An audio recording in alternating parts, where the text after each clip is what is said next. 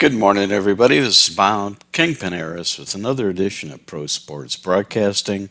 And yesterday in Diamondbacks baseball, Diamondbacks open up a three-game series against the Cleveland Guardians. Diamondbacks came out on top behind great pitching from Zach Gallen, winning the game 5-1. Before the game, we had the opportunity to catch up with the manager, Torey Lovell. I did. I've asked a lot of them. They've been on edge, playing on edge, and every once in a while, it's up to me to pull back. They'll continue to work. They'll continue to go.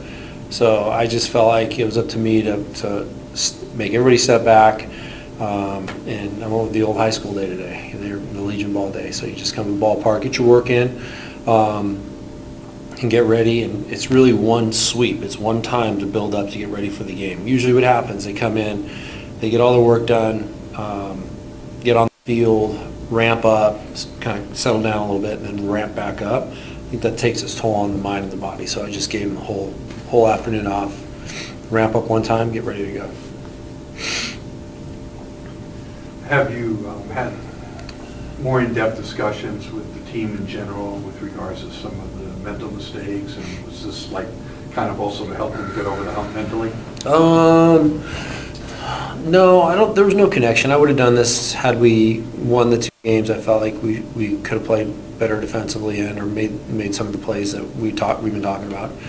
I was listening to some of the players and my instincts, and just this was the right time for this. But I did talk to the coaches about it. I did. The players know. The players know that. I'm sure they read what I said over the past couple of days. And then I got off the coaches and I just said, look, in your area, let's make sure that we're tightened up and take care of the little things the way we normally do. And it's not like they're major fixes that I'm asking for. It's just a little strategy of re-emphasizing what's important and what does it look like and how do we got to do this to execute. So I told, we've been saying a lot here this year. If you tell them 100 times, say it 101 times. Just keep telling them and keep reminding them. So they will. Coaches will go out there and coach today. You said on the radio that Ryan will make his next start. Can you just talk about what went into that decision? Yeah, I know I was asked the question last night, and I was maybe a little bit surprised by it. I didn't know really how to answer it other than the honest way that we sit down and talk about what the next strategy, the strategy of the next 5-7 days will be. And we went back in and we talked about it, and he's going to get the baseball again. And for a lot of reasons that the reasons are probably built in the conversations that I'm having with Strami. Strami is advocating for certain changes that are slowly taking place, and we're watching Nelly improve. 4 starts ago, there was limited swing and miss. The swing and miss is showing up. I think he's very close, and he just has to keep growing and learning. There are some early growing pains. We're not going to hand anything to anybody. We have to always have these types of discussions. But at the end of it, Strami felt strongly that he's getting very close, which we felt, and he's going to get the baseball again. And it was done that quickly after we got together, after talking to you guys. Is that swing and miss stuff that's starting to show up really central to kind of this optimism here? Yeah, I think so. I'm not a velo junkie. I like a lot of velo though. I think it helps the hitter make bad decisions, but it's not just getting up there and chucking velo. You gotta throw the ball where you want it. And so I think there's two things: show the velo, land it, and then work off of that and rip your secondary stuff. And he's getting better at that. So yeah, the swing and miss is a sign that there's improvements. But we got to win baseball games, and we'll evaluate it after the start tonight. How are we going to win a baseball game in 5 days? And we'll keep doing it. And the coaches go out there and coach and make the pitchers better and make the players better. That's our job every single day. So we don't sit still. But yes, we're liking what we see. We feel like Nelly's trending in the right direction. Did Strumby talk, I know yesterday you said you hadn't had a chance to talk to him, did he talk about the mechanical adjustments that Ryan made before Detroit and if they were showing up yesterday? too? I didn't get a chance to talk to him about that. Sorry about that. No. Since anybody else got a question? Yeah. I know you've touched on this in the past, but Hayden's batting average now below 200, on base percentage just around 300. Can you kind of go through the decision making to can you continue batting him at leadoff? Yeah, I don't want to run from the success that he's had. I know that he's very capable of getting on a great run. He was on base, a couple weeks ago, I think 4 or 5 times. He's very, very equipped to see pitches, swing at strikes, and when he does that, he's going to hand it off to the next guy. In this case, it'll be Cattell. We just have to get him to the point where he's laying off the pitches that are probably secondary stuff off the edge of the plate, and stuff that's down. So I'm hoping that it gets better, but I don't want to be blind. I don't want to have the blind spots and say, I'm going to force feed this.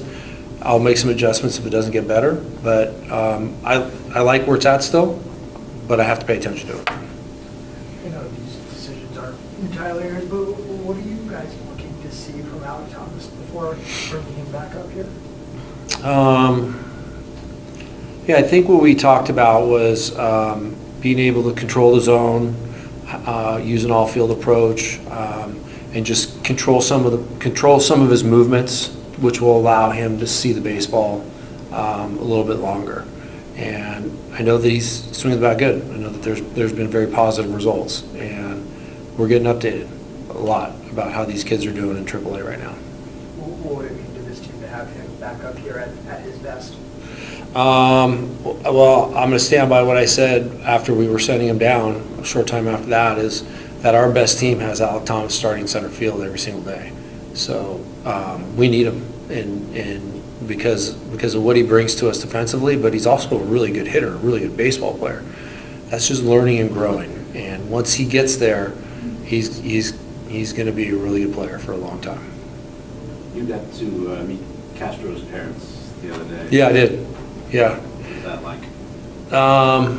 It made me think that I wish I took Spanish instead of French when I was in high school, so I could say a couple words that they understood. They did not understand a word of English like I didn't understand a word of Spanish. So it was awesome to meet them. I am really big on that. You've been around me, obviously, for 7 years. I love meeting moms, dads, sisters, brothers, wives, children, the whole thing. It's how I was raised in the game. My first manager did that, and he had an unbelievable relationship with my parents and my grandfather, so it just made me feel good. But I am just intrigued by meeting parents and just getting to know them and just seeing the connection to what their child is like every single day. And it was great. It was great. We had a good conversation. I got a chance to talk to them about their flight, how long are they going to be here indefinitely, and I'm happy for Miguel. I know that he's been out here by himself now that he's got his mom and his dad. I'm sure he feels good about it. Evan Longoria has been one of your guys' most productive run producers, especially against lefties. What has he meant to this team this year? A lot. And it's just the conversations that he's probably having right now in the batting cage. I left the group in the batting cage to come here. And he just endorses a lot of the things that are right. He will reemphasize key points that are made by the teachers, the coaches. He will challenge the coaches and that need to kind of clarify certain things. He's on a search to make everything better around him, and he wants to win. He's ultimately prepared, and I've been saying it. It's hard. It's one of the hardest jobs to do in baseball. You're not playing every day. To walk up there and still be productive is a challenge. So he's readying himself every single day. So it means a lot from a standpoint of the production, which is obvious. And he's got 9 or 10 home runs and a huge slug. But he's just been an unbelievable stabilizer inside of our clubhouse.